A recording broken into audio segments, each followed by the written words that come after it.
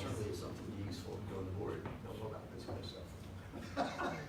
Rejuvenation if you Perhaps will. we could put in the future. That's why. I heard a rumor that there was a funny day that we were about to do a block on the island. And you said, hell no, I'm getting out of here. I'm coming back. That's the. I'm looking at houses. I know what is wrong with, I need to go to this convention, Brainmaster. We just have to sell a house up there. Me too. You know what? I'll buy your house up there if you buy my house in Omaha. No, I've seen it. Oh, I would love to. Let's get on one, we'll leave the wine. Will you? Leave the Oh, wine for hang on, the hang on. Let me rethink that. You can do it in Vermont, the transaction could fall. I The never- wine cellar could be empty. I've never been to Omaha. Maybe I just like renting for a month. Good. Joe? There's always compromise. All we gotta do is twist some arms. You're right.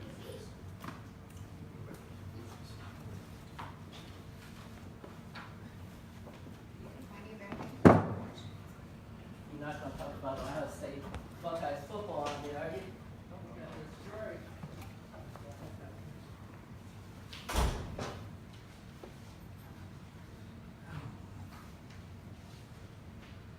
Oh, hang on, this.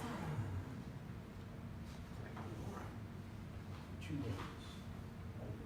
Yesterday was one day in my car, driving around and doing things. And today was changing my computer. I actually got everything done except getting the receipt from the hotel. Here are those checks. Oh, thank you. Remember that we talked about? Thank you. Okay. That is what I got from the bank online. I did not scan them, so, you know, part of the signature is cut off. That is what we got from the bank though. So I think, for example, here, that looks like Nicholas and, I think it's Marta's, no, that's his endorsement. But on the signatories, it's Nicholas and it's Marta. Which is like Well, that's important to find out. well, no, that's how it came from the bank, you know, and so I don't know how they do their scanning, but you know, so yeah.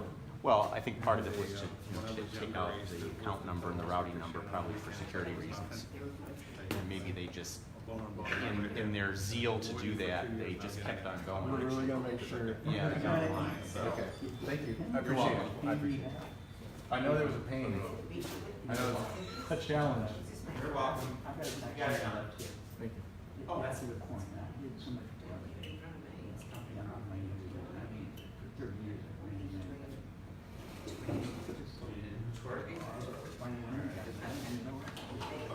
Down for one more reminder. Yeah, I generally travel extensively internationally with software, and I would be off planes for months. So first I was trying to find a spot where I could do that, and then we got my progress. It was a whole month in Omaha. I couldn't leave my calendar, so we finally got to a place where I could think about this one. Got it in the morning, Yeah, just just received that email. 10 minutes. Saying All right, there you go. And then I looked through my day. You learn. It has to be, right? Oh yeah, this is a. Harrison thought it's not, right? Stupid walk because you know sometimes you do a lot. Yeah. Yeah, I guess we'll wait until 5 or 10 minutes. Yeah, it's like that. I haven't seen you convulse over it. But for 2 to 3 minutes.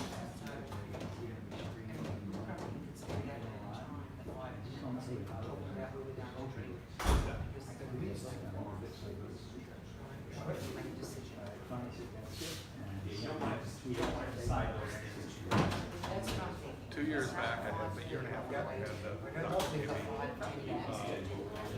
hydrocodone because and I would take one at night to sleep. And then I went months without cracking the seal, and eventually, after about 6 months, I finally went to the 20th, the 30th, when I went back to my doctor, and I said, "Can you give me more?" And he said, oh, no, you're done.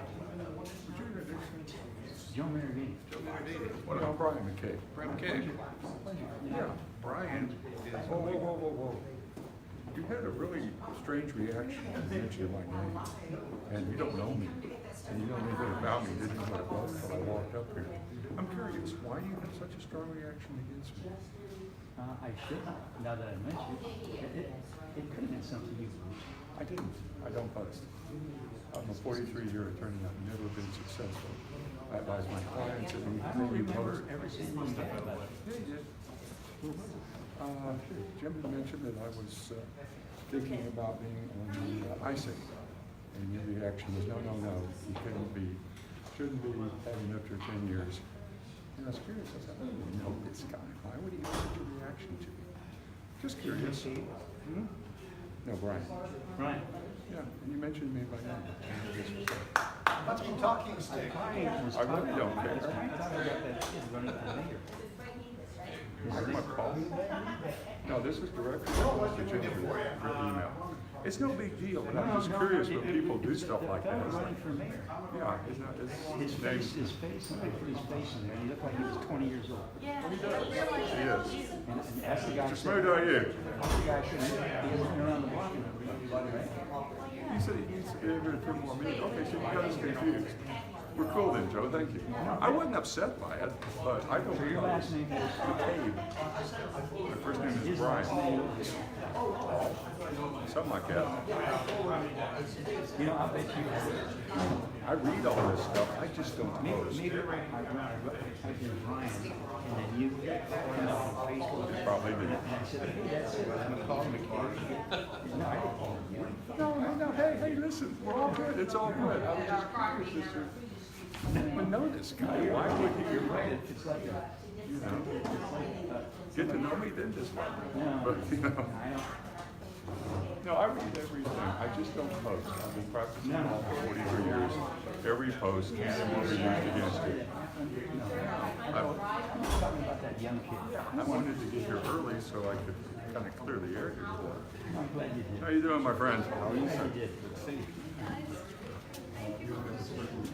Like you should. Like the liver. Something like that, maybe. In the old days, when they made shoes out of alligator, I mean, that was all the expensive stuff.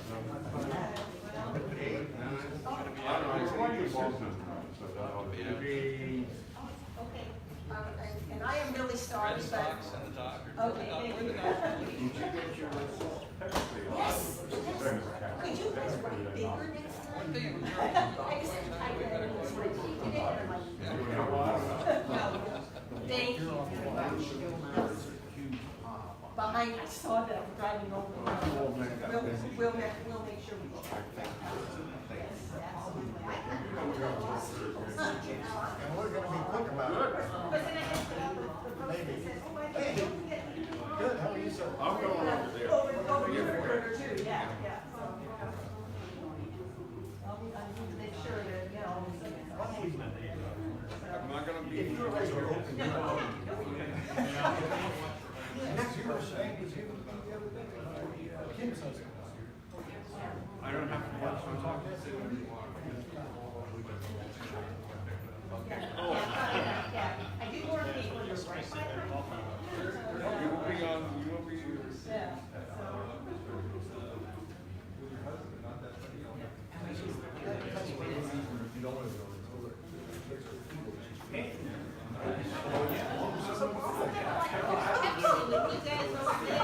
What's that?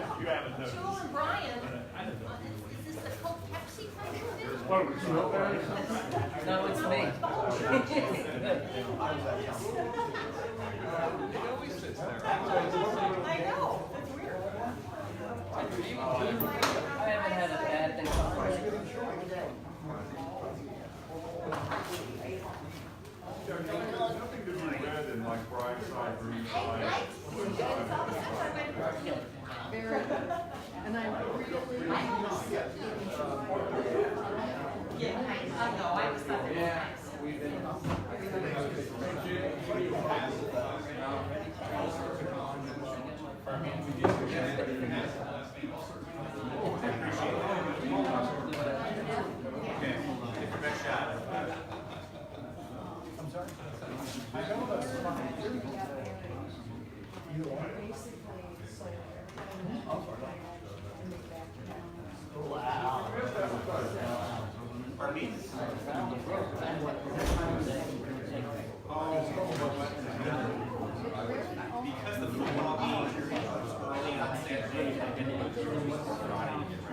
I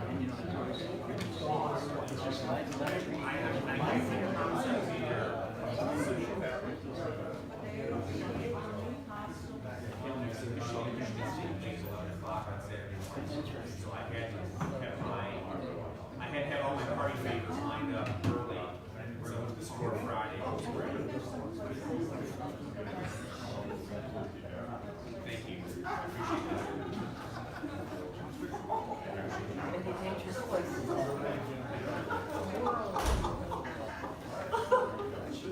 Hi, how are you?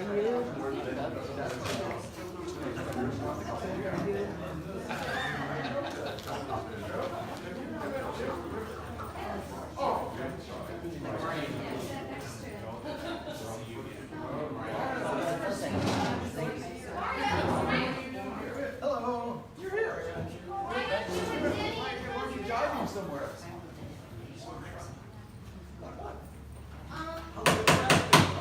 All right, ladies and gentlemen, my clock says 5:30. Shall we stand for the pledge?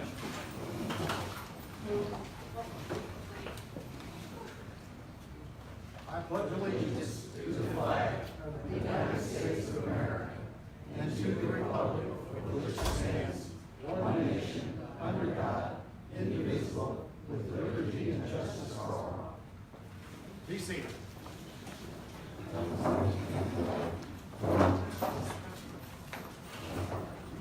Okay, as we begin, I think we're short a few members, but we do seem to have a quorum, so let's call the roll.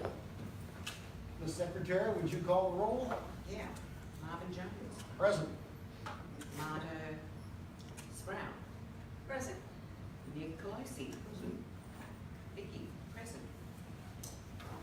Brent Moore is traveling for work. Darryl Scanlon is held up at work, and Carter Tate has the flu. All right. Because we are so short-handed and have a small crowd tonight, the chair will entertain a motion to alter modify the agenda to take the new business first, old business second, and then get back to the regular agenda. I so move that. All right, it's been moved to modify the agenda. Is there a second? I'll second it. Moved and second. Any discussion? Question, are we not allowed to speak at the beginning? You'll get your 3 minutes, but it's not at the beginning right now. Okay, all in favor of modifying the agenda, raise your hand. Aye. Opposed? All right, let's move on to new business, please. Do you have an agenda handy? First thing on new business, item number 11, section A, Attorney Greg Cagle, motion to hire. I move to engage or hire Greg Cagle and his law firm as the board's PoA attorney of record, effective immediately. Any seconds? I second that. Second discussion.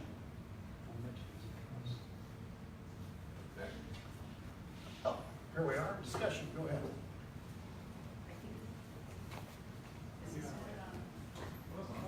1, 2, 3, ah, Now it works. Okay. sort of.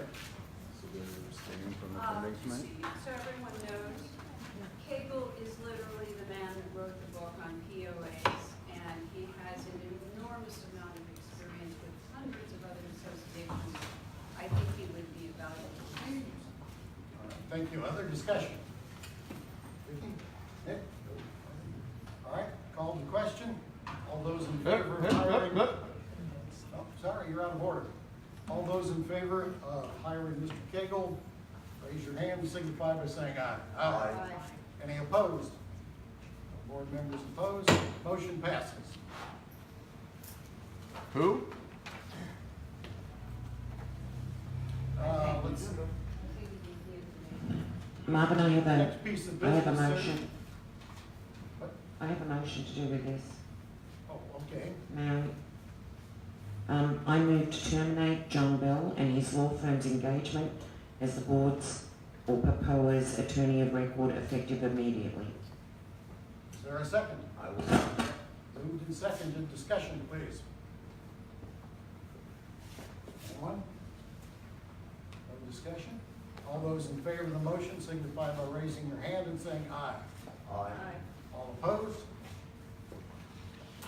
Motion carries. I'd like to thank Mr. Bell for his services to date. All right. Can you fix the sound system to where, I didn't understand what you just said. She says, thank you, Mr. Bell. Yeah, I said thank Mr. Bell for his services today. Where's the speaker at? It's over, oh, it's there. Maybe you should reposition, Joe, so You you should can put it on hear. my head, yeah. Or we'll get you some earphones. Maybe sit just in front of it because it's facing us. All right, moving on to item number, oh, I beg your pardon. Yeah, You sit here? Don't scare Joe. I move that any and all requests for legal advice and/or a legal opinion shall only go through the PoA President Marvin Jones. All requests or opinions shall be sought or obtained from the board's PoA attorney of record without the express written consent of the PoA Board President Marvin Jones. Motion before the floor, is there a second? I'll second. All right, motion and discussion. Piece of shit. All right, I think that that's an excellent idea. I think that we have various people on the board asking the same question or separate questions from our current attorney, and I think that everything needs to be funneled through the president.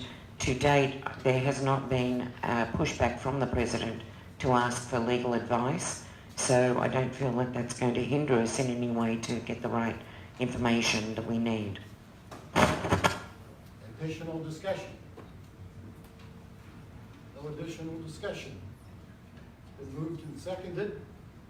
All those in favor signify by saying aye and raising your hand. Aye. Aye. All those opposed? Motion carries. All right, moving on. I think anybody else got more motions in? Item number 11, new business, removal of board members' names as proxies from the ballot. I'd like to make a motion. I move to delete any and all current or future board members' names from the line on the PoA election ballot for directors that allows a voter to give their proxy to a current board member. Board members' names shall not be printed on the ballot as a possible proxy choice for a voter. A proxy line shall be included on the ballot, however there shall be no name attached to it. It shall be blank for a write-in of a proxy voter. All right, there's a motion on the floor. Is there a second? Second. Second. Discussion. Marta. Sure. I think I see this as a movement towards a very fair election procedures that we're developing. And I think if you put board members' names on a ballot, especially if you're running for the board, it is an unfair advantage. And I think property owners have a right to select who they want without undue influence. So I see it as a move towards a more fair system for everybody. Additional discussion? No discussion? All right. All those in favor of the motion signify by saying aye and raising your hand. Aye. Aye. Could you read the motion again, please? Sure. Sure thing. I move to delete any and all current or future board members' names from the line on the POA election ballot for directors that allows a voter to give their proxy to a current board member. Board members' names shall not be printed on the ballot as a possible proxy choice for a voter. A proxy line shall be included on the ballot, however there shall be no name attached to it. It shall be blank for a write-in proxy by a voter. Who will get the vote? As proxy? Joe, sorry you're out of order. We're not taking questions from the audience here. That's a violation. Sorry. All right, where were we? Did we call the vote? Yes, we did, we voted. We voted, and we moved it. Moved and voted, all right. Moving on to old business number 10.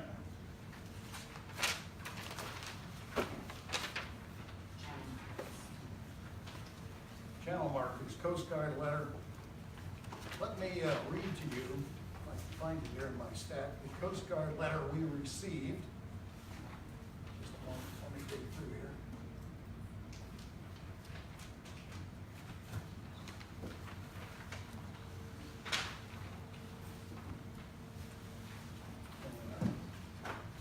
The Coast Guard sent the POA to my attention as the president following letter.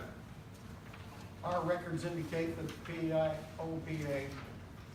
is the owner of 32 approved private aids to navigation in the Padre Isles North and South channels in Corpus Christi, Texas. Over the past 6 years, in 2012, 2014, 2016, 2017, and 2018, this office explained your responsibilities as per 33 CFR Part 66 to maintain the aids in proper operating condition. The Coast Guard has inspected and confirmed that all 32 private aids to navigation are either discrepant or missing due to the inability of the Padre Isles Property Owners Association to adhere to requirements listed in 33 CFR Part 66. The Coast Guard is rescinding the existing approvals for and administratively discontinuing all 6 current missing private aids to the navigation. And then they list the light numbers here. The remaining 26 discrepant aids are either unmarked, unlighted, or both, and are hazards to mariners. For those 26 discrepant aids, you have 30 days to effect repairs. After repairs are completed and the aids are watching properly, you are required to notify our office in writing via email to the Coast Guard.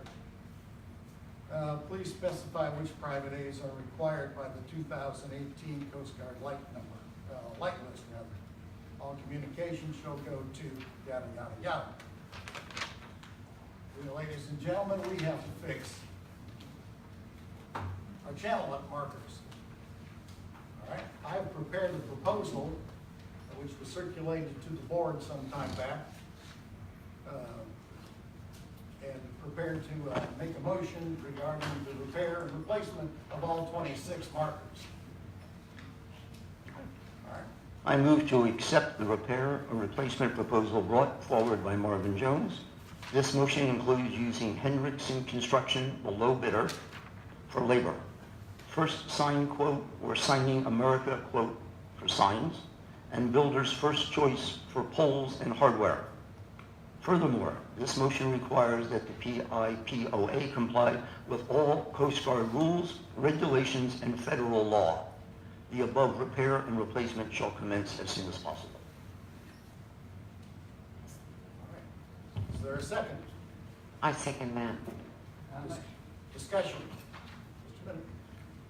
Yeah, I just wanted to mention that I have a printout of that if anyone wants to read the letter. Just in case you're interested, and also your proposal. And you're welcome to come and look at it.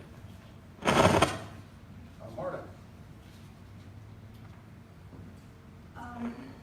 Obviously, this is very important and something that we have little time and need to get busy on in short order.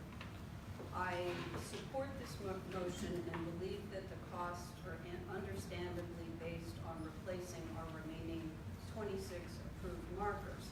However, we currently have 36 markers in our channels, 10 of which are unauthorized and must be removed, which means the cost will be just slightly higher. So I would like to amend it. I support the proposal, but I would like to amend the proposal to increase the budget by $5,000 from $26,000 to $31,000, and that we review our action plan and the specs for the signage, poles, and so on to ensure that we are in full compliance with the Coast Guard as we submit the required applications so that we complete this project as rapidly and efficiently as possible.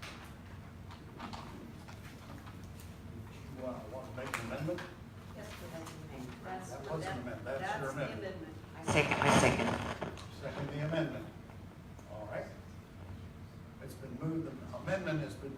and seconded. Any discussion? I accept the amendment. All right. All in favor of the amendment, please signify by saying aye and raising your hand. Aye. Aye. All right, now we're back to the original proposal, the original motion, which includes the amendment. Any discussion? Yep, Let's get this thing done. indeed.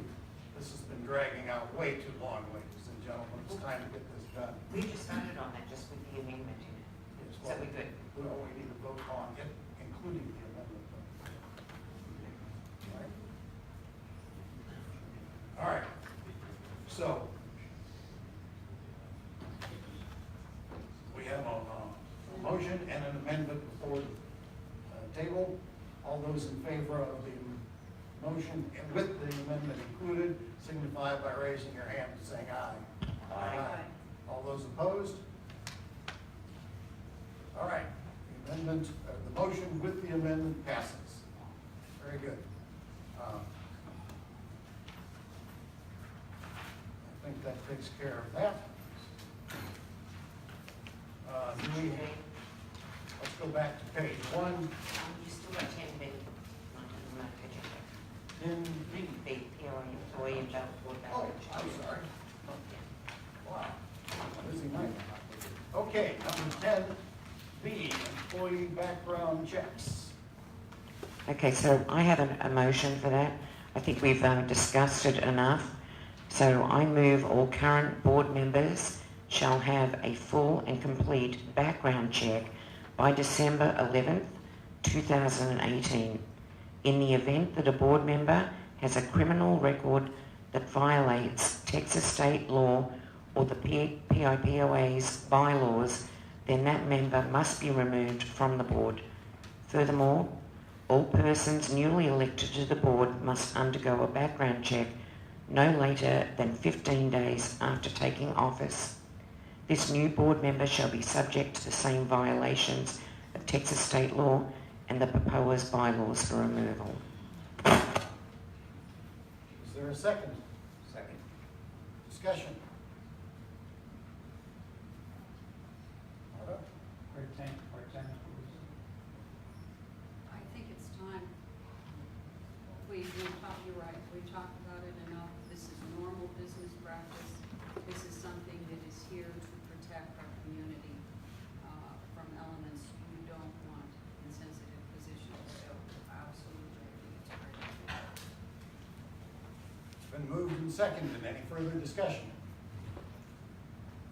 All right, call the question. All those in favor of the background motion, signify by raising your hand and saying aye. Aye. Motion passes. Vicki, we got anything else? We're still on that subject actually, because we haven't talked about the employees. Go ahead. That's just the board members. I move all current employees of the PIPOA shall have a full and complete background check by December 11, 2018. In the event that the background check reveals inappropriate conduct for an employee of the PIPOA, then the employee shall be terminated from that position. It shall be the responsibility of the executive director to determine if the inappropriate behavior constitutes a terminating offense. The executive director shall refer the matter to the full board for review and action. Furthermore, all persons to be hired shall have a background check completed prior to hiring. I second that motion. Discussion? Again, this is normal business practice in an office. Thank you. Further discussion? All right, call the question. All those in favor of this motion for background checks of employees, signify by raising your right hand and saying aye. Aye. Aye. Aye. Any opposed? Motion carries. I have another motion because we're throwing them out tonight. Getting it done here, okay, go ahead. I move that the board consult with an employment law attorney regarding background checks and removals. This motion includes developing a procedure to follow employment law as advised by an employment law attorney. All right, motion. Second. Second. Second. Discussion. Nick? Marta? Sounds fine to me. Sounds good to me also. We do need to make sure that our employees are of the highest caliber, and we certainly don't want to run into similar problems we've had in the past. And I think it's important that we get this documented for future, because I think we've been making decisions over the years that have been very haphazard and no one documents how to do it, so it just gets lost when people leave. Marta? Something came to me the other day, which is the town I came from has 1,081 people in their population. What we have here is a small city, and it's time that we run this with a higher level of professionalism, that we ensure fairness for every single person here, and that we take the duties of managing this community very seriously and put in networks and gather resources that will help us do that effectively for our members. So I Thank you. think All it's a right. good idea. Any more discussion? Nick? All right. We'll call the question. All those in favor, signify by raising your hand and saying aye. Aye. Motion carries. Oh, I'm sorry, anybody opposed? Nobody opposed. All right, motion carries. Madam Secretary, anything else? Okay, so we just, So we've just done section 10, section 11, sorry, 11 and then 10. So we did not receive any conflict of interest statements. We didn't ask, but Let's go ahead and do that. we'll go ahead and do that and then follow from there. Go on from there. Are there any conflict of interest statements from board members or employees? No, sir. None? All right, presentations with possible board action. Auditor Jeff Smith. Jeff, you want to grab that podium and give us a report? Can you hear me? Yeah. Excellent. Just had a few things I wanted to touch on. Some of the things we didn't talk about last meeting when we were covering the overview and the initial. Looking back, there was a question brought to our attention of when the firm was actually engaged to do the audit. Back when we defined the final approval to do the audit was on June the 7th. We finally had the final approval to go ahead and start the audit. At that time, the PoA was notified that there would be a delay before the audit would actually start. That would start in August. The date the firm came on the site here at PoA was August the 2nd. We came on originally to help assist with bookkeeping work due to the loss of the bookkeeper. That process has been going on since day one that we've been here. It's been a large part of what's been taking place the first 2 months that we were on site. There were many issues that had to be addressed and resolved before that we could move forward. So we just wanted to let everybody know what we've been doing. Right now, our focus is on getting the audit completed. We have a tax return for 2017 that has to be filed by November 15th. So that is the focus. I just want to make sure everybody realizes that the audit that we're doing is for 2017. It is not anything to do with 2018. And currently, we're also doing a review of your transactions simultaneously with the audit. That review is also being done for 2017. So we're reviewing the records for that year. Once that review is completed, and depending on what is discovered during that review, we'll be notified if there are any other years that we are to look at. But right now, we are only focused on 2017. Once the audit is completed, we will issue an auditor's report that will give you all the findings of the audit. There will be no findings released regarding the audit until that is completed. Just to give you an update on the request of the POA, I've been doing some extra work regarding the review of possible new software programs. So I've been helping them, assist them in asking questions regarding software. I've also been asked to assist in the interview process for the bookkeeper, so I've also been involved in those interviews as well. And just give you final current progress on where we're at. We've determined right now, based on the current scope, that the audit is about 30% complete, and that our review of the 2017 books are about 65%. That's where we're at. Any questions from the board members?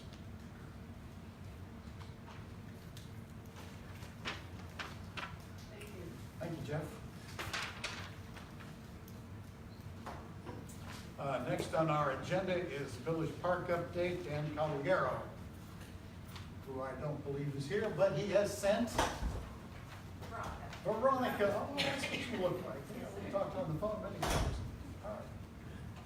Okay, we understand that there are some concerns with the weeds and other pests that begin to grow. Can you speak into the mic, please? Use the mic, please. Is it on? Oh, it's not on. Push the little button. There you go. Okay, we understand that there are some concerns with weeds and certain pests that have began growth in the new village park. Can you speak a little louder, the gentleman and people in the back Sorry, I can't got a hear you. little Get a little cold closer coming to the on, yeah. microphone. There you go. Okay, just to touch on the weeds and the pests that are of concern right now that have started new growth within the park. There are many herbicides and chemicals that we use to treat and control weeds. They either fall into one or two categories, post-emergent or pre-emergent. Just to give you a little education, post-emergent treats weeds that have grown out, pre-emergent is for the weed seed only. Before we actually laid the sod, we had the ground treated with a post-emergent to kill the weeds that were existing so we could lay new sod. After the new sod establishes a strong root system, we plan to use a pre-emergent to control weeds that have settled into the area and might settle on at a later time. New sod takes 6 to 12 weeks to establish a good, healthy root system. So the best course of action right now would be to mow once every 2 weeks. I believe we mowed yesterday, and then we'll do the next mowing within the following 2 weeks. The park should be ready for its pre-emergent treatment within the first weeks of November. Realistically, completing actual control over the weed system requires a series of seasonal treatments. Stickerbirds are a seasonal weed that germinates late spring and dies out in the fall months. So it's getting to that dormant stage where they're going to start disappearing. The best weed control is a good fertilization program to keep the turf grass thick and healthy. Once the Bermuda starts to grow and vine together, what's going to happen is it's going to eliminate the amount of sunlight needed to reach those weeds so that way they can thrive in the environment. I've provided a copy of our fertilization and chemical treatment that we use for the Bermuda grass, and I've posted copies at the back of the room in case anyone is curious. That is all. I have a question. What was your last name, Brian? Valdez. Thank you. Questions? Long term, how often do we need to mow to keep the stickerbirds out so we hit them before they get overcome? The mowing isn't really for the stickerbirds. The mowing is for the establishment of the grass and to keep it treated. What's going to treat the stickerbirds is going to be the pre-emergent. And then there's different types of chemicals you can use throughout the year. Some of them last 30 to 90 days. They're all included on the program that I've provided.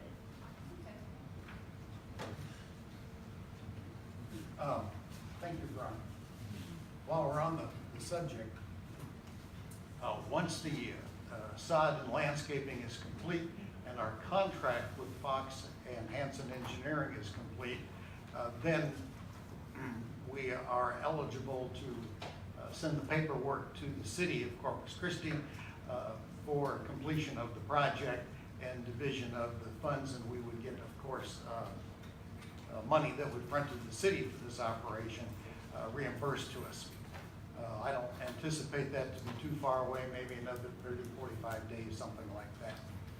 Once that's accomplished, then we enter a status called adoption of the park, which means the city controls the park and we have adopted the landscaping and the grass, which means we are responsible for taking care of the grass, the trees that were planted, all the vegetation that came with the project.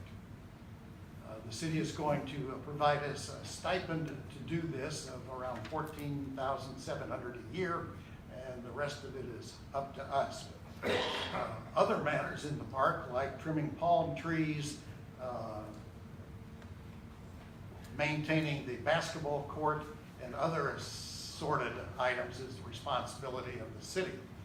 Or by and large, we're responsible for the grass and trees that were planted, landscaping items, that's what the contract called for. All right, so I've seen many, many kids out there playing in the new playground, and that's wonderful, isn't it?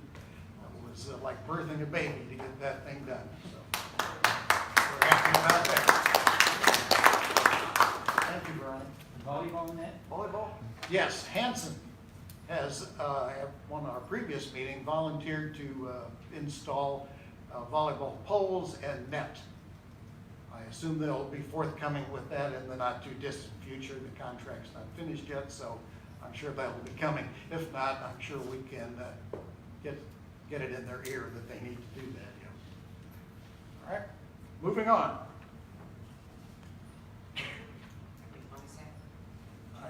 ISAC, yes. We have received no report from our ISAC representative, have we, Jim? I haven't gotten one. Stan Hulsey is our ISAC representative, and he's not forwarded us anything at this time. Moving on, member comments. All right. I don't have the member sheet if someone would like to bring that up, and let's have the comments. No. We came in after the fact, so we. Want to sign up? And didn't sign in. Yeah, you can, we'll give you a shot. Hi. Yeah. Ron Jeffers, 15701. Wait, go sign in first. You follow instructions. You're out of order. It's your turn.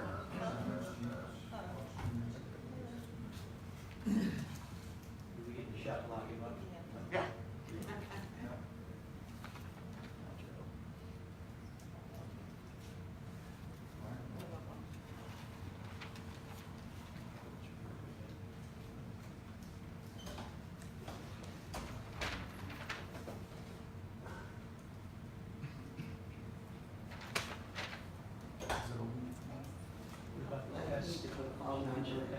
What you were talking about, I imagine. I didn't make up for it.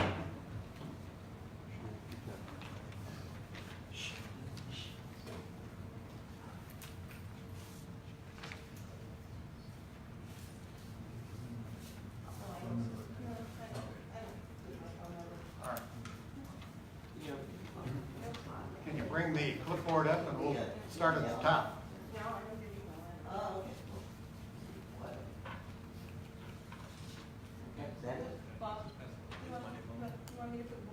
Is that it? Sure. B-O-A-R-D.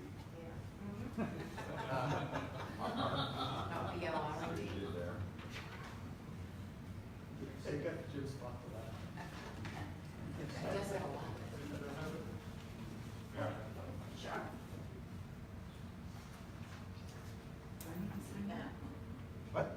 Do I need to sign that? If you want to speak, please, yes. First speaker, you have to speak.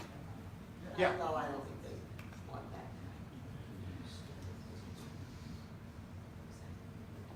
He said the first speaker, he did speaking, I said, I'll put that.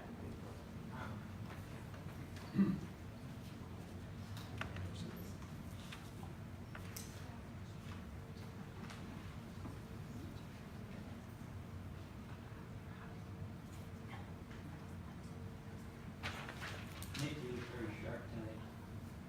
All black, thank you. Black. Thank you. Did you try to contact? There you go. Thank you, Matt. That's right for Johnny Cash.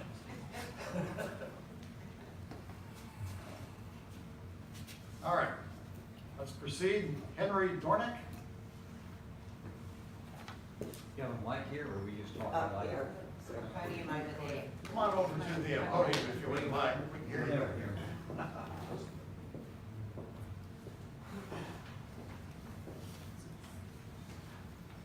I guess you just heard. My name's Henry Dornack. My wife and I closed on our house on Halloween Day. So haven't been here that long, or some of y'all have been here a long time. But, kind of a little town of El Campo, Columbus, Mint, and what have you. But anyway, we, driving up and down, we basically come in and we hit the light and we turn on Aquarius, which is a really nice paved road. Unfortunately, you turn off on Aquarius, you turn on Seahorse. And Seahorse had a bunch of cuts across it. So as the weeks and months went by, I figured, well, you know, cities can only come on and fix the roads. And fix at least those are a really bad part of Seahorse. Wife's got back problems. In fact, he has to run around with a little scooter in the house, everything else. And that rough road was really bad. I kept waiting for it to be fixed and kept waiting. Nothing's happened. Finally it occurred to me, like, okay, idiot, why don't you just call the city and see what happens? This is the city of Corpus, we're just a community. So I called the city, I'll be darned, next day a guy called me and said, hey, we'll go ahead and look at, I told him about Seahorse, and then I also told him that they had Aquarius and Park Road, there was another whole development that started about a foot and 3 or 4 feet. He called me, 3 or 4 days later, they fixed it. I basically want to say, hey, that's pretty neat. So if you have some bad streets, if you don't call, it can go a year without them getting fixed.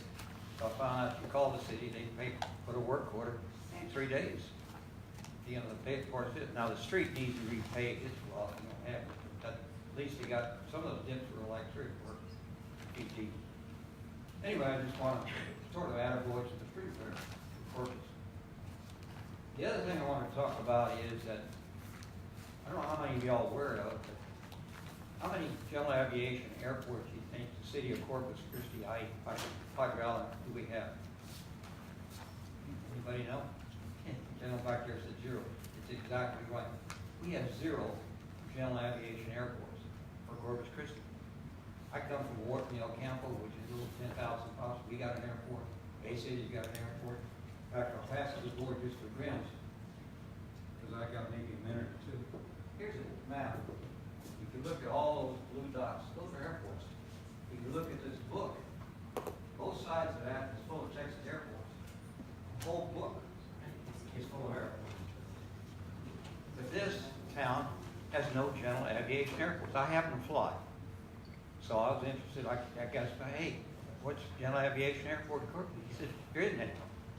Well, it doesn't sound like much to you guys, but when you have an airplane, they're costly to start off with. Anyway, I needed a hangar.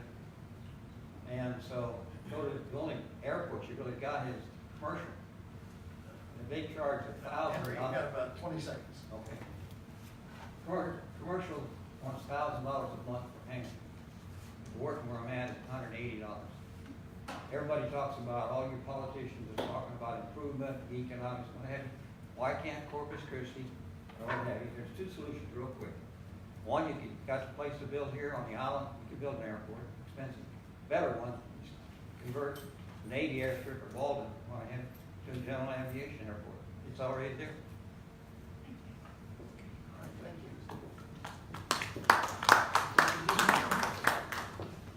All right, next on the list, Nancy Tressa.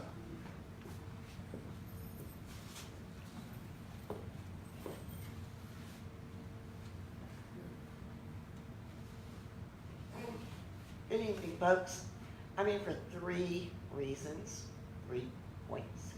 Number 1, due to my fact that I was out of town and missed the deadline of having my name affixed to the response letter that was written by several people, I want to go on public record in complete support of every fact that was in that letter that was printed in the Moon and also on Nextdoor.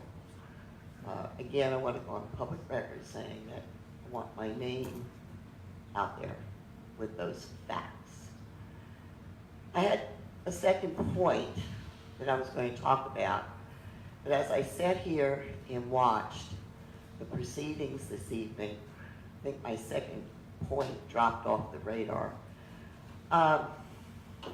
It's very disturbing that when you come into a meeting that the agenda that was published is not followed. Makes you kind of wonder what's going on.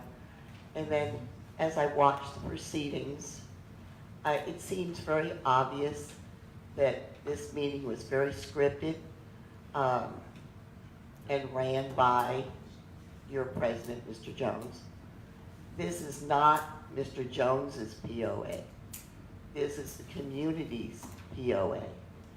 And I think there's a great many supporters of Mr. Jones in this room tonight, but I think there's many, many more people out there that need to start waking up a little bit and not swallowing so much as maybe, and I hate to use the word Kool-Aid that's being distributed, but I am of the mind that when I listen, I want to watch people. So I really hope, and Mr. Editor of the newspaper, I hope you can encourage people to come to these meetings and see for themselves what's happening to our POA. Okay? Third point, you're going to see me leave prior to the meeting being over, and that's because I have another meeting that I want to attend. I am not leaving out of anger, so I don't want that leaving to be misconstrued. And you will be seeing me at future meetings because I want to see what's going on in addition to hearing. And we can't always listen to the social media. Thank you.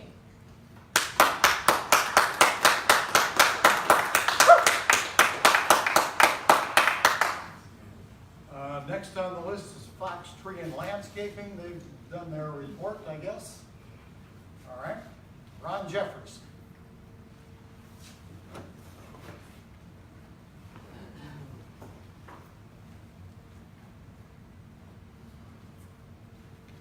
Ron Jeffers, 15701 Escapade. Just want to take this opportunity to thank the board for this opportunity to speak in front of you. Unlike previous boards, that was rarely an option. You know which board we're talking about. Secondly, thank you for being at the head of the pack on this background check thing. I know when I said it and recommended to the original board, the previous board, last spring, I was guffawed and laughed off the stage because I didn't think it was really important. But of course, that's before they found out that they had hired a felon for a bookkeeper. Also before they found out that they had hired a computer repair guy who got kicked out of the Air Force Academy for cheating on a computer test. These are the kind of people you want to have access to POA data, okay? One, the person that was let go for felonies involving identity theft and stealing personal information and misusing it. The same thing was allowed of the computer guy. He was given full access to all the POA systems, which contained all of your personal information, our personal information. The previous board allowed it. They deemed necessary that he jumped in and fix something before he got checked out. This is not the way to do business. So that brings me to my last point. I would like the board to, in addition to a full set of standard office policies, I would like them to put together a policy regarding third-party contracts, wherein they have to provide that they have bonds or insurance, or they're willing to undergo a background check, or all the above before they do business with us. Because I don't feel safe, based on our history with the former board, that we can rely on people's word saying that they're good people. Thank you.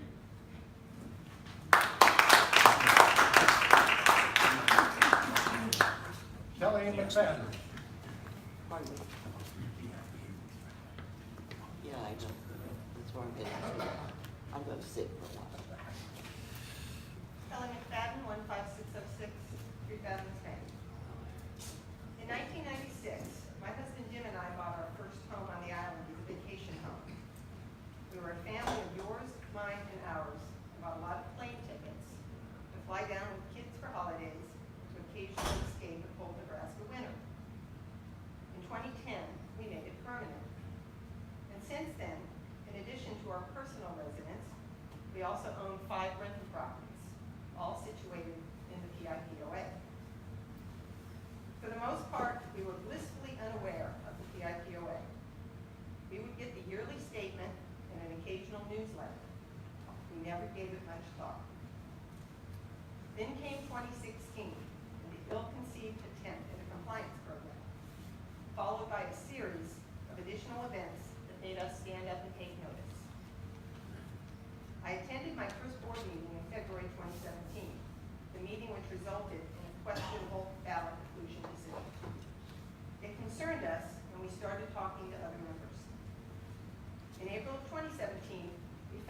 community Facebook page, Island Issues. I started live streaming and filming POA meetings. I've written multiple opinion pieces online and in the moon. I've read our bylaws, covenants, years of board meeting minutes, and Texas Code 209 to the point where I can repeat sections verbatim. Also, I can better understand our governance and law. In November 2017, myself, along with my husband, Carl Rubenstein, announced the Arch Initiative. By giving the POA members the opportunity to vote, we returned our bylaw amending rights back to where they belonged, solely with the homeowners. I supported President Jones in his election in 2017, and I supported Vice President Sprout, Treasurer Pelosi, Secretary Marsden in their recent elections. I have not agreed with every decision they have made, but I will continue to support their overall leadership. Much work has been done this year. There is still much more to do. And with an election coming up, I've asked myself, what do I want to see in a candidate? I want someone who can understand and follow the law. I want a fiscal conservative who will watch our checkbook like it is their own. I want an informed membership, which requires a level of openness so far unachieved, though it is getting. These are simple yet important items that I am willing to work for. So today, I'm announcing my candidacy for the upcoming POA.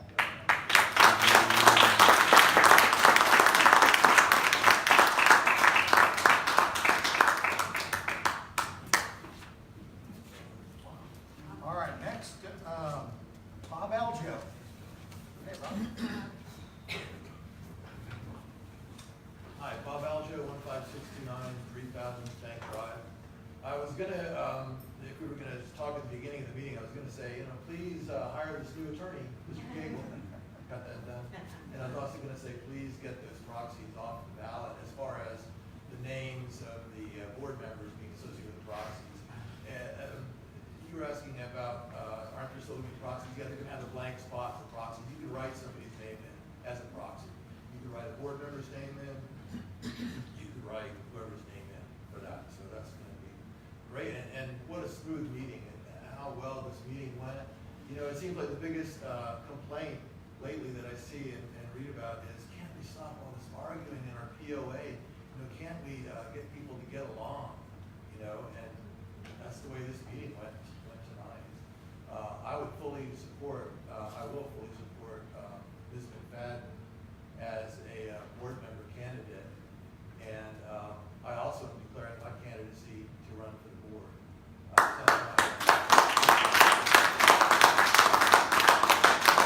I sent an email to Mr. Schwab just before the meeting, and I'll follow that up with my resume for publications. Thank you.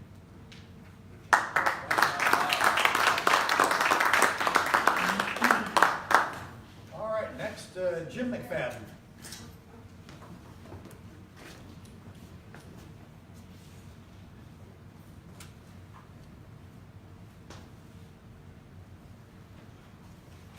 Jim McFadden, 15606 3000 Bank Drive. Not quite 2 years ago, when Kelly and I first became active in the community, we got involved with the organization and volunteering for Mars Drive writing candidates. And through that process, I got to start to meet some wonderful people, many are in this room. But I also had the privilege of meeting Vicki Marsden for the first time. And found her to just be this wonderful person with this really cool, unusual, confused, distracting Texas accent. When she decided to run for the board in 2017, Kelly and I got very, very involved, helping her any way we could. And I had the opportunity to sit down with Vicki for hours while we prepared some videos that we were producing. And in it, she told me she wasn't running for the POA, she was running for the PoA, which was the fun bus. And so I wanted to be the first to go on record to say, you will certainly be missed. I wish you all the luck. I wish you a speedy return. But you know me, I want you to, wherever you are, I want you to throw an extra shrimp on the Barbie because I may knock on your door and stop by for a visit. Congratulations. Thank you for all you do. Good luck in the future.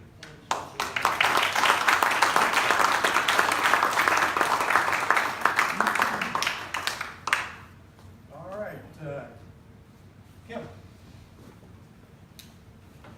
Mr. McGuire. At least you didn't say Mrs. I'm good. Joel Kim McGuire, I live on the island. How are you? All right, I'm not carrying a Bible, but a great book, A Prisoner's Perspective, The Redemption of a Criminal Mastermind by our fellow islander. Read it, get it. Mike Savage, all right? Please read it. He's a great author. It's his personal testimony, spending 15 years in prison for what he did, and he found God. Let me read a passage, okay? God is more powerful than the federal government.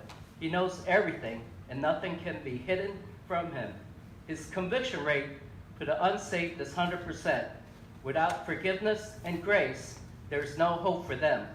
They have no defense, only a short and certain sentence. Why is this pertinent for me to bring this up? Because you know what? March of 2017, I heard of so much corruption going on. $100,000 trying to be funneled to the school over there, all right? Poor management of PoA duties. Sandpit, $68,000 volleyball court. $500,000 going to source contracting to one of the board members who was the president. If that's not corruption, okay, maybe by federal law, I'm not an attorney, but damn, is it the right thing to do? I know one thing, two things for sure. We're all gonna die. I may die tonight, you may die tonight, you may get cancer. But I tell you what, when it comes to the day, we're gonna think to ourselves, did I do all the things that I need to do to be a good human being? Did I? And you know what? That last minute, we may die in peace. Otherwise, it's going to be a miserable, painful death. And I know for a fact, things have not been done right. I want to thank Marvin and the new board members here. I don't drink Kool-Aid. They have the same scrutiny as prior board members years before when Brett was leading the PoA. Same criteria. No one gets a free pass. We're not stupid. We're not. No one gets a free pass. What is right? What is wrong? Integrity. By damn, I will do my very best to make sure new board members, the 2 seats that's coming up, good people are elected. I will fully support them. Because you know what? I'm all about integrity. I know many of you are as well. And we're not playing games. We're not being childish. This is a serious matter because you know what? It comes to money, always money. Money breeds corruption and egos. And that's what I've seen so much of, and I'm tired of it. I don't want to waste my time coming here. All of you love politics and dealing with this crap. You know what? I got work to do. I got kids to raise, you know, and I need to become a better human being. I'm working on that. But some people still don't get it. They got their head stuck up you know where. They need to look in the mirror and ask themselves, am I a good person? Can I die peacefully?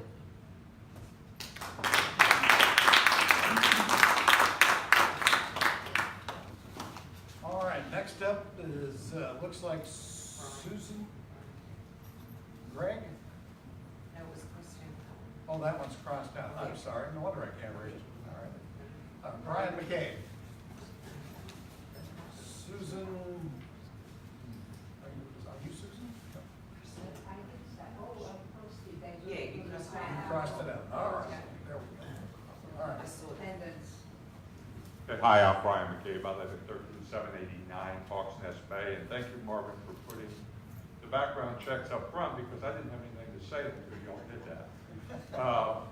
I commend you for the employees. I think you outlined a very good procedure. You have a background check. You bring it to the board discusses. That's great. But when you come to board members, I think, like it or not, it's settled law in Texas. We can vote for folks if we want to.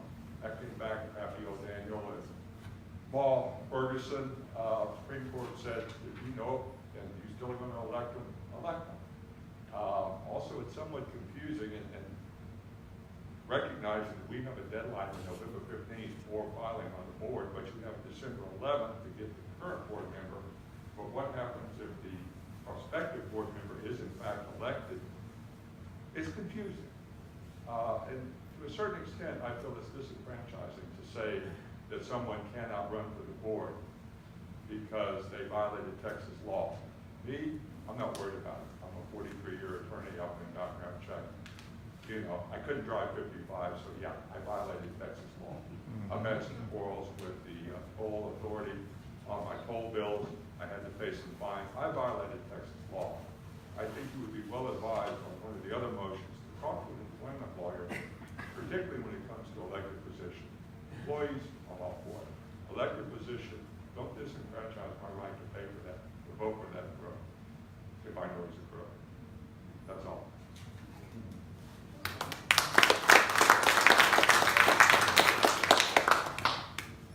Christine Gallegos?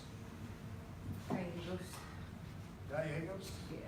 I don't even know if I'm in the right place. Need variance. Oh, no, this is not the time for variance. Are you asking for a variance? Yeah. Oh, That's okay, that comes at the very end of the meeting. Okay. Thank you. All right. Anybody else want to have a say? Once, twice? All right. Next on the agenda, President's comments. Let me start with this comment right off the bat, Brian. State of Texas law prohibits a board member from having a felony within the last 20 years.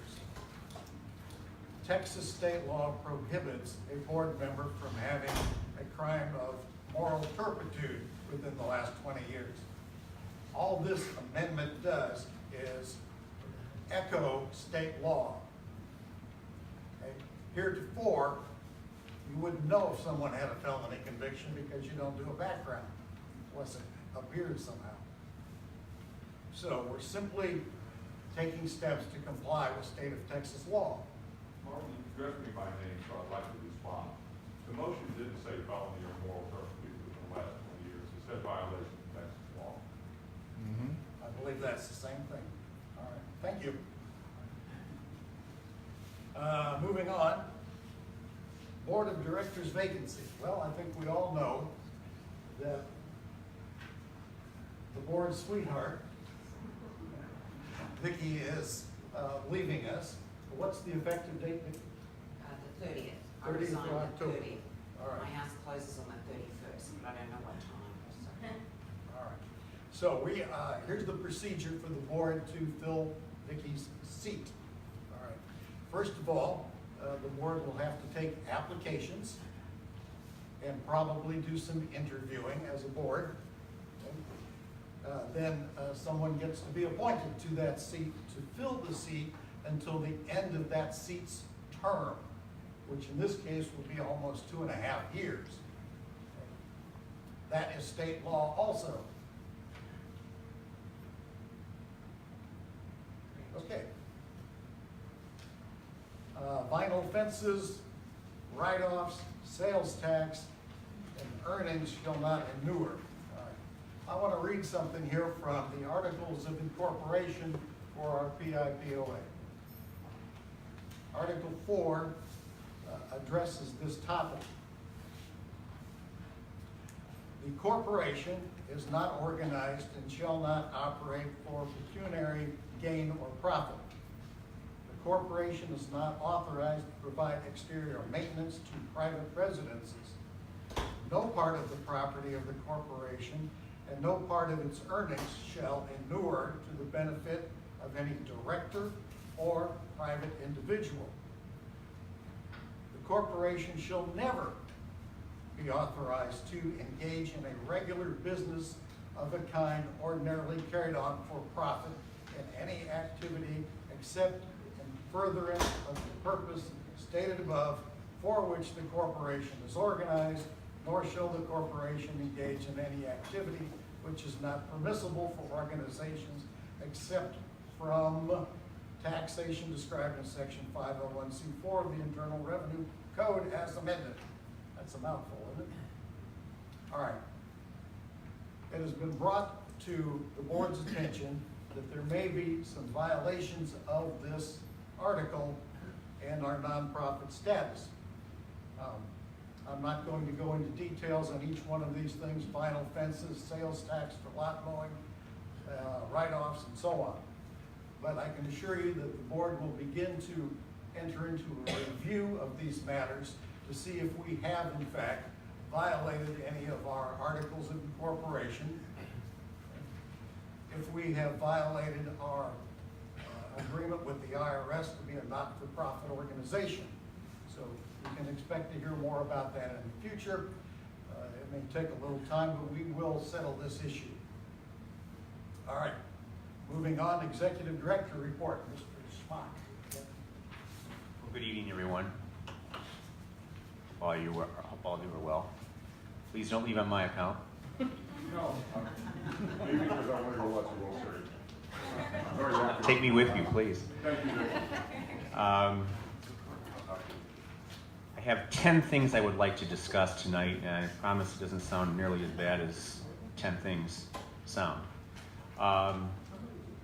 When Jeff gave his comments, our auditor, he talked about bookkeeper. I expect to have a bookkeeper on board by November 1st if all goes well, including a background check, criminal background check, and all that goes into that. The next position, the administrative assistant, I'm hoping to have probably by the end of the first week in November, again, assuming that background checks are, in this case, negative, meaning that there is nothing there.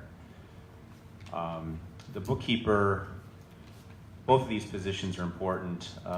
Jeff has left, but the bookkeeper, I think, in my opinion, of the two is the most important. The association, as you well know more than I, has been without a bookkeeper for some time.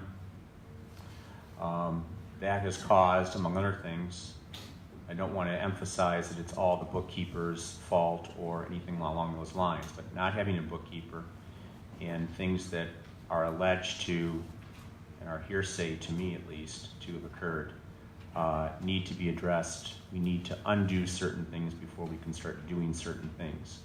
And for people who have expressed concern about our finances, particularly access to financial data, an income statement, a balance sheet, etc., having that bookkeeper on board or in place, being trained by Jeff in part, by me in part, and learning as he or she goes, will I hope begin to address some of those issues.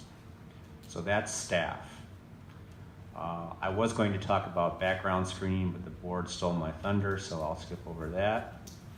I can tell you that my plan was that any new paid staff person, part-time or full-time, will go through a background check. There are a variety of background check agencies out there. Most are online, where they give a cursory review of databases that are provided by governmental entities. So you're only checking information as good as the person who provides it. Those run about $30. For $125, there is a firm, and thank you, Marvin, for bringing this to my attention, in Corpus Christi that not only uses database, but they have 3 private investigators, or PIs, in the nomenclature that check for civil litigation, that check for other matters that could speak to someone's character, someone's credibility, someone's veracity, etc. So that is staff and background checks. While I'm on this page, the association is joining an entity called CAI, which stands for Community Associations Institute. This is an international organization, actually. It is the trade association / advocacy group for POAs, HOAs, condominium owners associations. CAI develops a list of what they call best practices for these entities, as well as management companies who oversee these entities. And so I think that all board members are going to join CAI as board members. I am joining as a manager. Anyone can join. If you're interested, just Google Community Associations Institute, and you're more than welcome to join. But as I said, they provide great continuing education.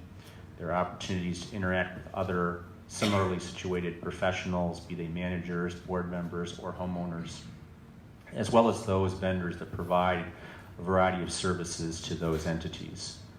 Employment lawyers, HOA lawyers, construction firms, etc. We are somewhat disadvantaged in Corpus Christi because the closest chapter is San Antonio, so we're a little bit out in the sticks from that point of view. But with the internet, with phones and all of that, we can stay very much in touch.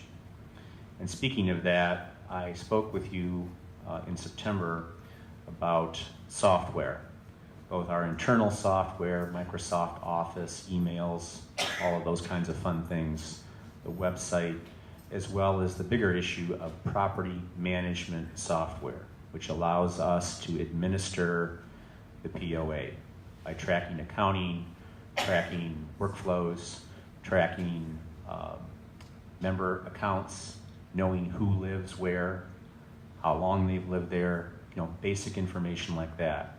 I don't think it's any secret that the present system, which is TOPS, T-O-P-P-S, is antiquated. To that, I've received, and I've had Marvin Jones has been in on this as well, along with our auditor, Jeff, as well as one of our staff people in the office. We received 3 presentations from 3 vendors of this property software management systems. These systems are a little bit like cell phone plans. There's a lot of similarities between them or among them, but there are a few differences. And so determining what those differences are, what the similarities are, and how they best serve the association is going to be an intense task. One way to hopefully get some better education on this is there is an association in San Antonio called the Great Northwest. Obviously, whoever named it was not good at geography, but the Great Northwest Community Improvement Association. That's a mouthful. They are a similarly situated organization to the PoA. They have some 5,000 homeowners. They also oversee basketball courts, a community center, 2 swimming pools, 4 tennis courts, and a variety of other common elements. This organization, as I said, it's our size. It also uses the most upgraded version of TOPS. And so I have spoken with the community manager, who is essentially my counterpart at the Great Northwest Community Improvement Association, and I'm just waiting for a day that Marvin and I can go, spend a day there, particularly looking at TOPS and how TOPS is used in action, particularly in workflow. From the point where a homeowner says, I have a problem with a bulkhead, as an example, and how that problem is addressed, how the vendor bills us, how we pay the vendor, and then how we preserve that history in case it becomes an issue months or even years down the road. So Marvin and I are going to take a field trip probably in the first part of November. As to what I mentioned a moment ago about the Microsoft Office technology, what we're mostly familiar with, we have retained a company, Corpus Christi Info Technology, to come in, look at our systems, both our hardware and our software. We're going to be upgrading our software. Presently, most of the software is outdated, including our ability to receive and send emails and do some other routine things that anybody here who sits in front of a computer a few hours a day would take probably for granted. So we're going to upgrade that software so that we can more efficiently work in the office and ultimately serve our clients, who are you and the rest of the homeowners. Let's see. Payroll has been outsourced. We discussed that a little bit, I believe, at the September 25th meeting. Just sort of rolling here along, the fall newsletter was mailed today. It has been mailed bulk rate, so probably within a week, all of you should have that. So please look for that. That has information pertaining to, most importantly, in my opinion, the filing deadline for running for the board and what you need to do to file. One suggestion I might make is that for elections that take place in 2020, that a standard application form be developed by the board in conjunction with me and the staff so that we streamline applying for running for the board. Cabo de Barro, everybody's favorite subject, and mine. You know the condition of Cabo de Barro. My thanks if he's still here. He was here. Brian, are you still here? Thank you, Brian. Brian developed an RFP back in the summer to essentially repair Cabo de Barro. Brian came by and asked me today, did I need anything further from him, which I thought was very gracious, so thank you, Brian. And Brian and I agree that we need engineering before we send out any RFPs or RFQs, whatever terminology you want to use, so that we make sure that we have a set of standards by which the contractor, whoever it is, who's chosen by the board, again, has those standards from which to work. So I've contacted 3 engineering firms. Voss Engineering said no. Ash Engineering wants to charge us $5,400. I want to know, what are you going to do for $5,400? The estimate was very, very thin. And then finally, there is a CASA Engineering that wants to charge $100 just to come out and take a look, but it may be worth it. I want to see what their estimate is and what they are willing to provide once they get out here. Once we have an engineering estimate, the board then can look at that, decide if it wants to accept, reject, or perhaps modify that estimate, and then we can go about the RFP process. The building itself, the office building. The first day I walked into the office on September 5th, Marvin said hi, hello, got me a cup of coffee, and then showed me the indoor waterfall that was the back wall. And I have to say, I've never seen an indoor waterfall before, at least not by not design, let me put it that way. So the wall needs to be repaired. As you can imagine, with water and humidity and more water and even more humidity, you get mold. So we've had a mold assessment done. I learned very quickly that there's a process. You have someone come in and test for mold. That person then takes that result and goes to a mold remediation specialist, who actually is the person who removes the mold. Then the first person comes back and tests the air and surfaces, if applicable, to see if the mold was removed. And then and only then can you actually fix the wall. So it is a process, as you can imagine. So we've had the assessment done. The assessment came back and said we did have some mold. There may be some residual mold in the air, but it is at acceptable levels. But if I'm working in that office, and other people are working in that office, I want no mold if I can help it. So we are going to bring in air scrubbers. We are going to have the air conditioning ducts and registers cleaned throughout the building so that we're not blowing mold around. And then once we have a sample taken again, we can begin to repair the wall. And that will regain space that we very much need, especially if we're going to hire 2 staff people, because where do we put these 2 people? So that is the issue of the building. Let's see. What have I left out? My goodness, I think I got through my list. So thank you very much for your time. I have business cards now. I didn't have those at the last meeting, so they are in the back table. Please feel free to take one. Email me, call me. I can give you my email address again. It's jim@pipoa.net, and I do read all emails. I may not respond if it doesn't require a response to all emails, but I do read all emails, and I do keep them in mind. So thank you very much for your time. I know the World Series is about to start, so Marvin, I will turn it back to you.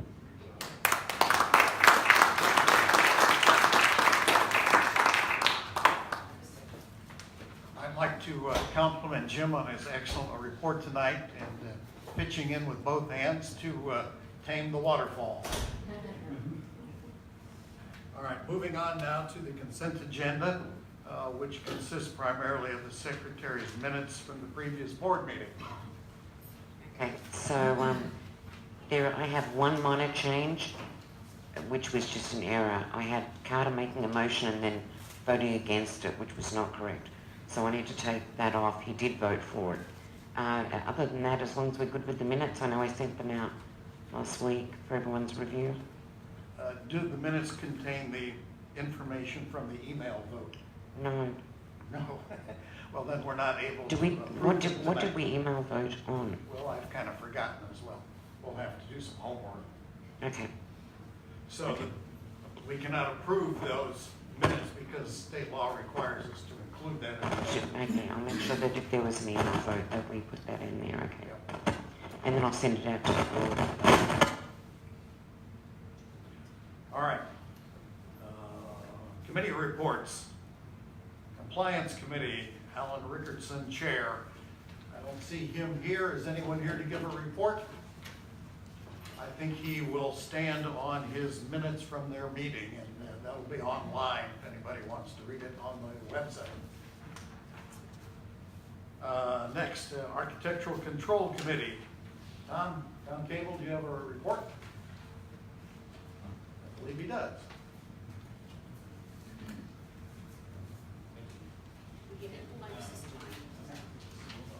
Is this our Christmas present? Oh, no. There's a bonus our last meeting on October 8th. Your bonus. What's the bonus? Yeah, pretty definition. Got here with the minutes October 8th.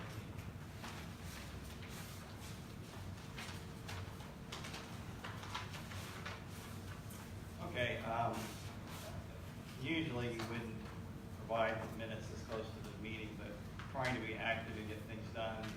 As we know, there's only one more board meeting December 11th, and so we've been trying to get things moving.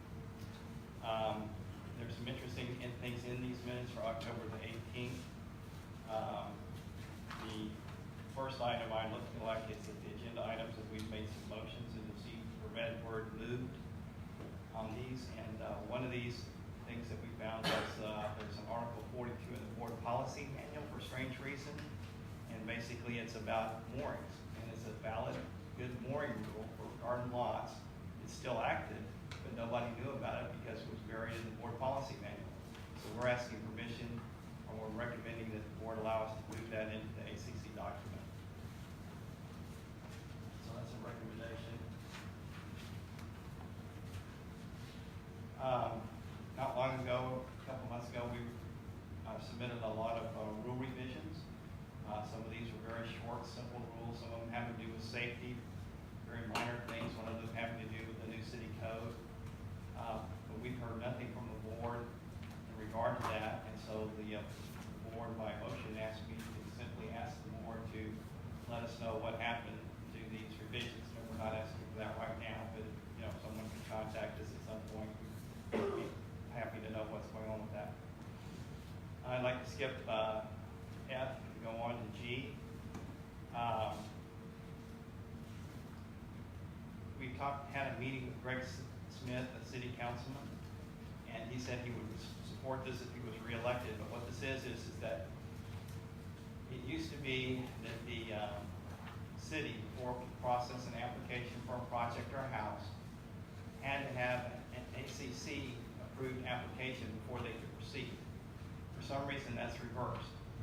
And that is costing us lots of grief because we're finding a lot of projects and houses even being constructed without a PoA permit, without permission. And so if we could have this, it would solve it. So if the board would write a letter to the city, which we're requesting, and also make this a high priority to prevent building without a permit by talking to the city, if we could get that done, that would be solve a lot of our problems with the architectural committee, and it would be a really great thing for the PoA.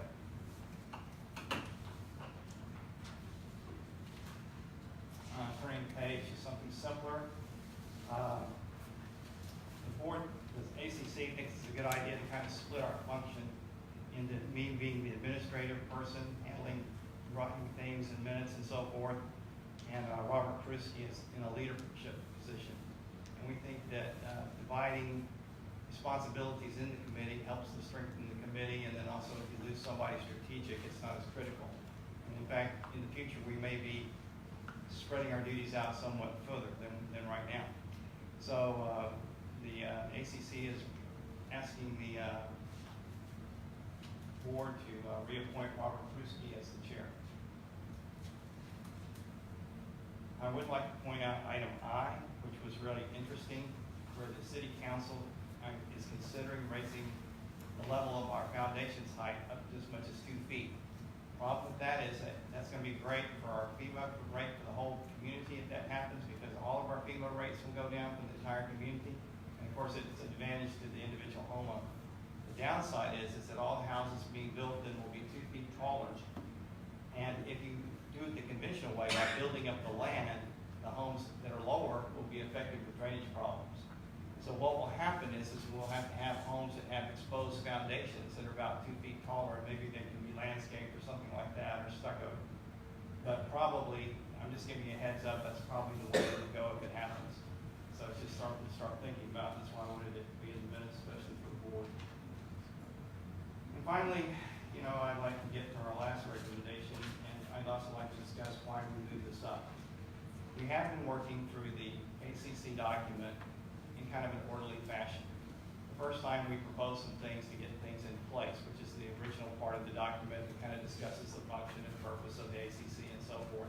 And then there were some short recommendations that we thought were kind of an emergency basis, either for safety or something. And so we were planning to just proceed through the document from beginning to end. But recently, there's a strategic street that everybody's aware of, Gypsy Street, which has some really bad parking problems. And they've accelerated a great deal just within the past few months. So Gypsy is a strategic street. The one thing from the PO building, you can see it. From Village Park, you can see it. It affects the property values of all the ports of call, because that's the entrance to those subdivisions. So if that street looks bad, it affects the property values of those areas. So basically, what we observed is originally there were parking problems that started at the end of Village Park with a house that had 4 cars parked in the yard, on grass, on landscaping. And recently it's evolved where there's been 2 buses, commercial buses parked in a row in one house. And then a house close to that, there's been 2 large commercial trailers. One of them's about 35 foot long. It's a enclosed utility trailer, kind of like a big horse trailer, and kind of what I would call a roofing trailer, utility type trailer with commercial markings on it. And so this situation's gotten worse and worse. So currently, between White Cat on Gypsy and Encantada, there are 34 houses. Of these, 13 have these parking problems. It involves 18 vehicles.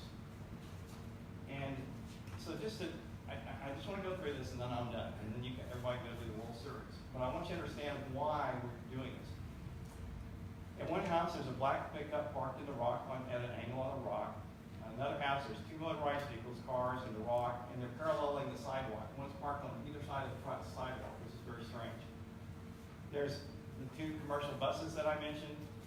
There's a pickup truck that's parked directly in front of their door so that you can't open the door. They're using it as a security measure to prevent the people from getting in the house. It's just parked right in front of the front door. There's the 2 utility trailers that I just mentioned, and these are very new arrivals.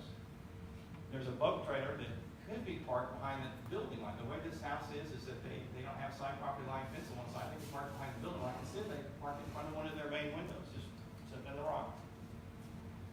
There are 4 cars that I mentioned before, and this is the original infection in my opinion. This is housed in the Village Park, towards the north end of Village Park. It's 4 cars parked in the grass. One is parallel to the easement, which is against the covenants. There are, at the big entrance of Hawk's Nest and the entrance of Eagle Nest, there are 2 houses that are right at the entrance to these streets that lead to these subdivisions, all these streets back in there. One of them is parking 2 cars in the rock, parallel to the street. The next one has a SUV that's parked, doesn't have a license plate, it's parked in a rock. Next house has a Mercedes parked in the rock, just showing that it doesn't matter who you are and how much money you have. You can be an equal opportunity rock parker.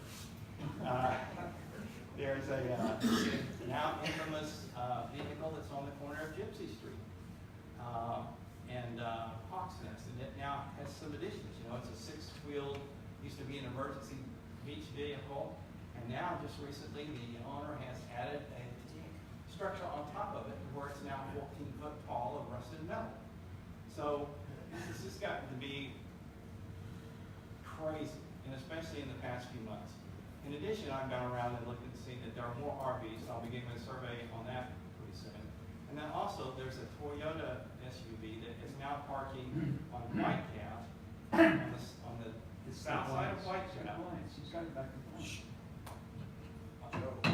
South side of Whitecap, in between the curb and the fence. In other words, it's actually kind of what would be in a common area. So it's just gotten to the point of being crazy. So therefore, we have written and approved and recommend to the board a parking regulation that we'd like you to look at. So we're asking you to submit that to the board that you should take a peek at it. And so we appreciate that, but I wanted you to understand why we moved that one up in our agenda instead of just working through the document. I appreciate your time. May your team win. Wherever that may be.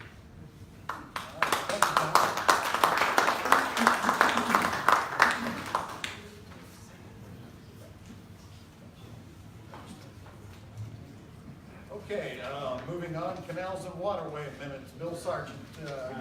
Just a minute. Minutes will stand. Very good.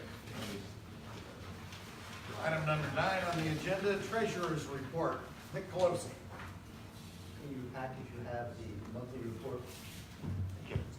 Your monthly report, it's routine expenses, nothing large, nothing's coming to date. But what I would like to do is to make a motion to close the checking account at UBS. That will consolidate all of our checking to American Bank. That will also allow us to proceed with more electronic banking, and instead of having 2 separate accounts, which are hard to reconcile. Motion before the board, is there a second? Second discussion. I would like to say that the board used to have 5 checking accounts. And now we're down to 2, and this is going to bring us down to, we're down to 3. Now we're going to be down to 2. Having 2 checking accounts makes operating the business a lot simpler. Our CPA has recommended this. Money's not going anywhere, it's just going to be in one particular account. We will have one for the operating account and one for the builder's account. Builders bring us deposits, fees, that kind of thing, and it goes into a separate account for those folks versus our general operating account. This is a good thing. As you heard Jim say earlier, we've managed to put all of our employees now on electronic payroll, in that they get direct deposit. We've crawled into the 21st century here. All right. So I'm in favor of this motion. Anybody else? Question? Sorry, that's scary. I'm calling the question. All in favor of the motion to consolidate to the one checking account, signify by saying aye and raising your hand. Aye. Aye. Opposed? Motion carries. Anything else, Mr. Treasurer? That's all. Thank you. We've completed old business, new business. We're down to executive session. before we go into that, I believe we have someone interested in the variance, but unfortunately, the board doesn't know anything about this. It's actually written in that packet, I just read it. We didn't know anything before that. Just a moment, Tom, are you familiar with the variance? Yes, yeah, I'm prepared to deal with that. I think that when I read it, it said that you guys approved it, no, but you were waiting for us to approve, no? Which section is it? Would you like me to speak to it? Yes, please. Yeah, please, we don't know what anything about it, so. Yeah, I was just trying to read it.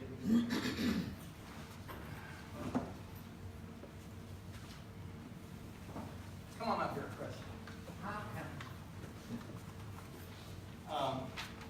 This is a long-standing issue, and this is Chris Gallegos, and she's with Lone Star Construction, and she has a deck that she wants to have a variance for.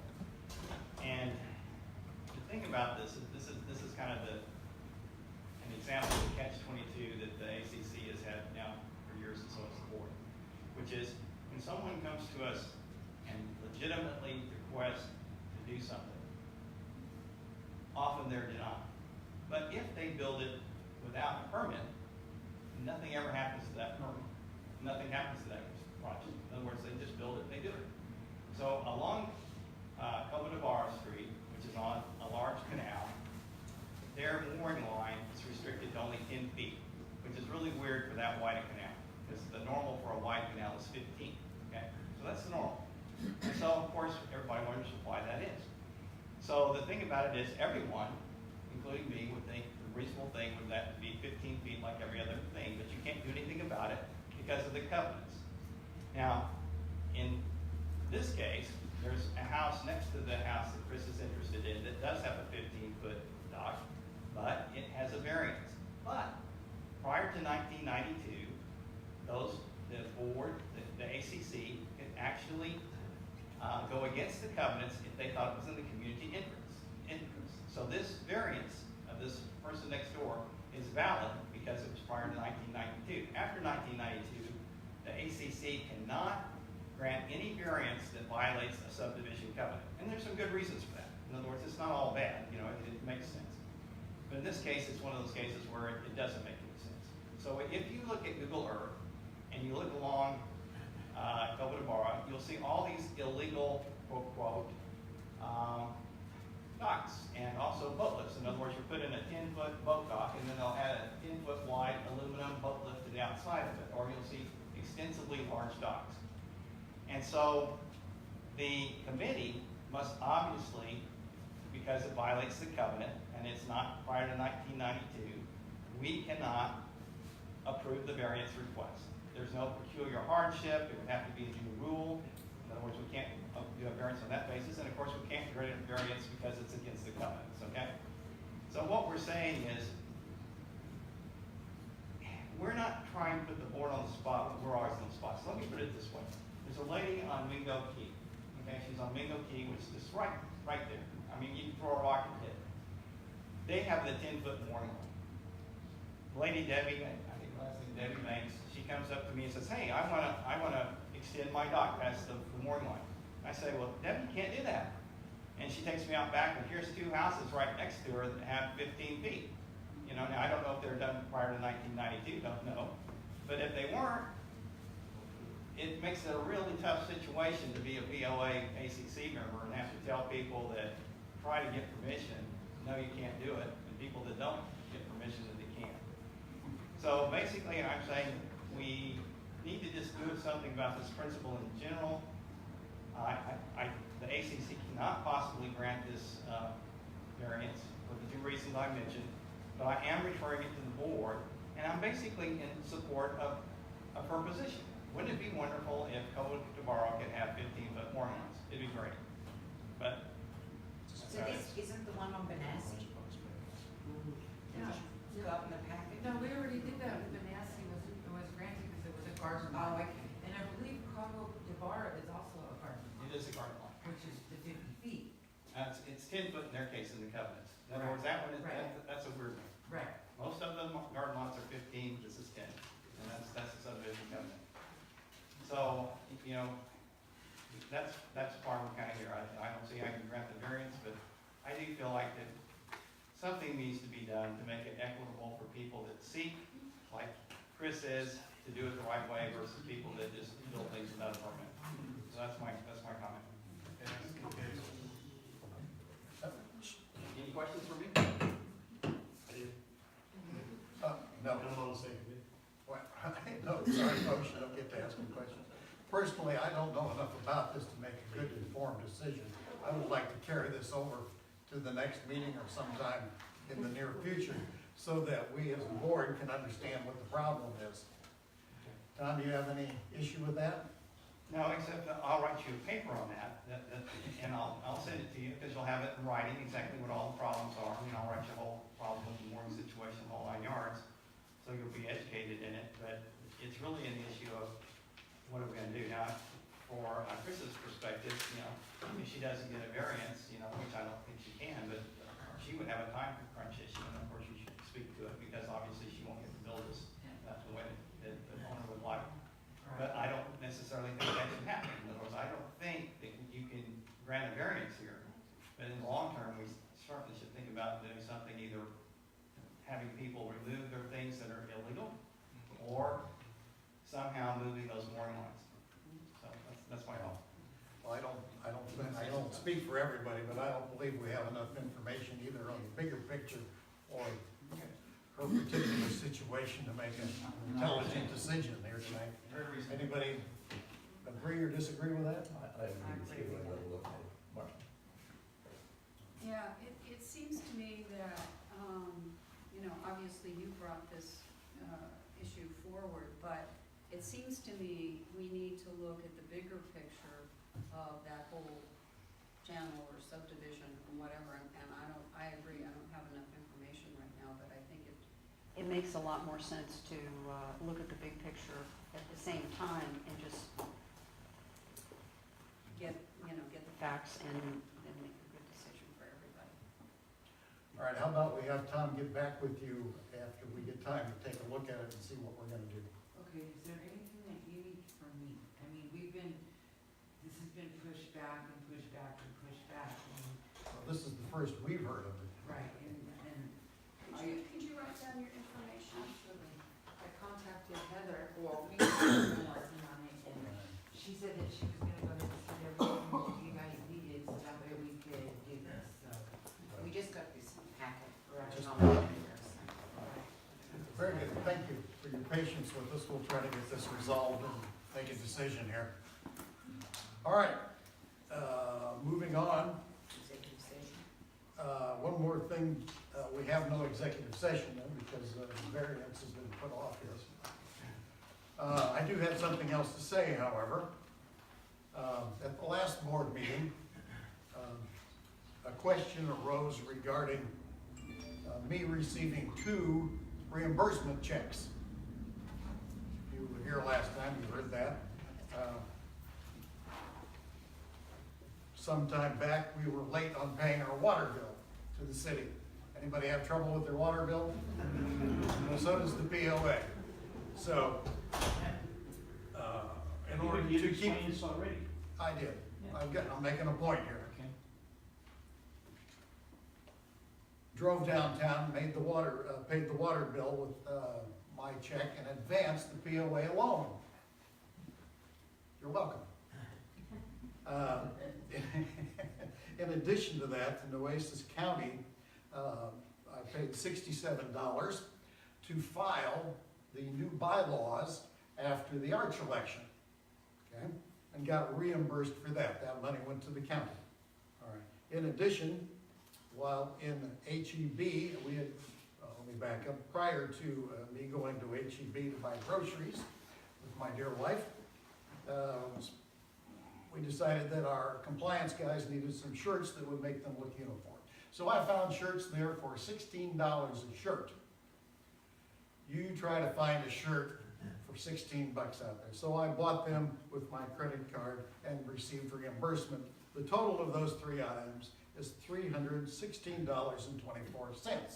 Okay? If anybody wants to see the receipts, okay, they're all here. I did not sign the check. I did not okay the check. And I take umbrage that certain parties are implying that I misused POA money. In fact, I lent them money, the POA. Now, in addition to that, there's one other item. When Jim Smock came down from Michigan, flew down here, and stayed in a hotel to interview, the board pre-approved an expenditure for him to do that. I used my American Express, okay? Because you can't book a plane ticket with a check. Try it. Okay, so that came to $1,468.87. Again, I didn't issue the check, I didn't approve the check, and I didn't sign the check. All right? Anybody wants to see the receipts, they're right here. You're welcome for me advancing the POA money. Thank you.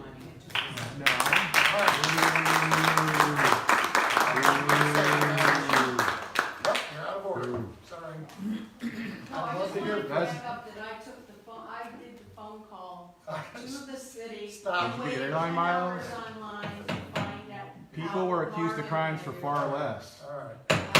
All right, do we have any other business? I have a motion. Oh, no. Marta? Do you have one? I just want to take the time to say thank you for what you've done in this community and your hospitality and all of the community dinners that you arranged and that sort of thing, and we will miss you and we wish you the best. Thank you.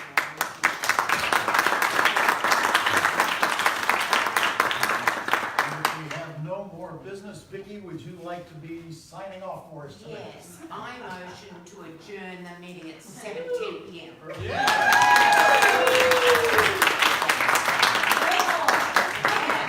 Is there a second? Second. All those in favor? Aye. Opposed? All right, meeting adjourned.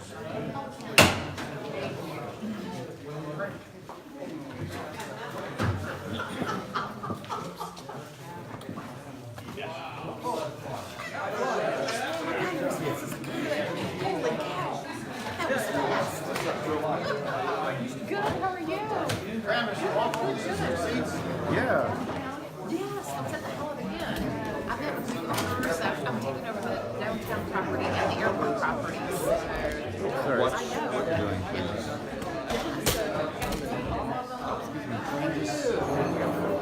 Wonderful how this works. Yeah, I would like a receipt. Okay. Do you really think I'm stealing money here? You, as a board, set a precedent. Now, if you're running money from one account to another account, back to the account and stuff, you sort of set the precedent. You don't see a problem. Why wasn't there a POA account? I'm not going to debate it tonight, Travis. So that's why it's an issue. You don't think that's a conflict of interest that you regulate the things? Or you can spend money, just you, and Mark, and you, and you help things separate. Should you went out of your way to have another way to pay for that? No comment. Good luck to you. May I have the receipt? What receipt? Are you